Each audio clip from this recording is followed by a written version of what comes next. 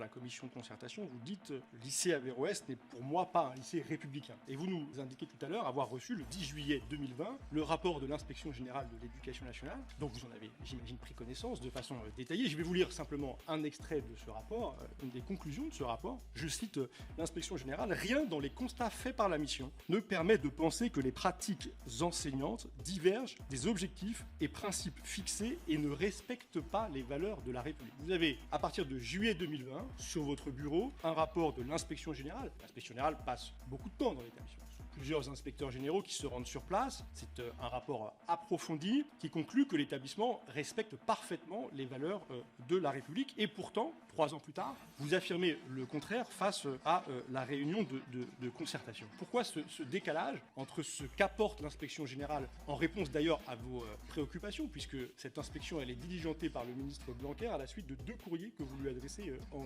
2019. Donc pourquoi ne finalement suivez-vous pas les conclusions de l'inspection générale relatives à la question des valeurs de la République? Je ne sais pas si vous avez eu le courrier que j'adresse le 27 octobre 2020 à Jean-Michel Blanquer, je vais vous le dire. Monsieur le ministre, suite au courrier en date du 15 octobre 2020 du président de l'association qui gère le lycée Averroès, je reviens à nouveau vers vous afin d'obtenir les éclairages nécessaires sur la situation de ce lycée privé sous contrat avec l'éducation nationale. D'une part, dans le rapport réalisé par l'inspection générale de l'éducation nationale, il est écrit que le lycée a obtenu un prêt de 800 000 € de la mosquée de Mulhouse qui a été remboursé grâce à un don de 850 000 € de l'ONG Qatar Charity en 2014. Et que, je cite, la situation se résume donc en un don fait par une ONG internationalement reconnue à un établissement d'enseignement. Cette pratique est légale à condition qu'elle ne soit pas subordonnée à la mise en œuvre de conditions qui seraient contraires aux valeurs de la République, ainsi qu'aux règles édictées par le contrat d'association. Ce don n'a été assorti d'aucune condition. Cette affirmation sans réelle explication nous interroge. Pour quelles raisons la mosquée de Mulhouse, recevant elle-même des financements étrangers, est intervenue dans le financement du lycée?